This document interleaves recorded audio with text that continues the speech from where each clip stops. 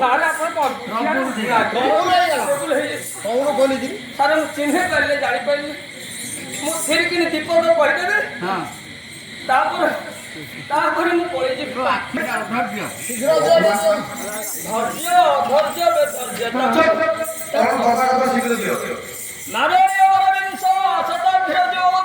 ପଣ୍ଡିତ ସଭାଦର୍ଶୀ ଦର୍ଶକ ଦର୍ଶିକା ଭାଇ ଓ ଭିଣେଇ ମାନେ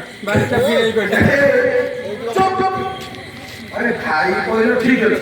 বন্ধু কইলো ঠিক আছে পণ্ডিত মন্ডলী ঠিক আছে আর সে তো ভিড়ে বাটাই কইলো বুঝিলে হব না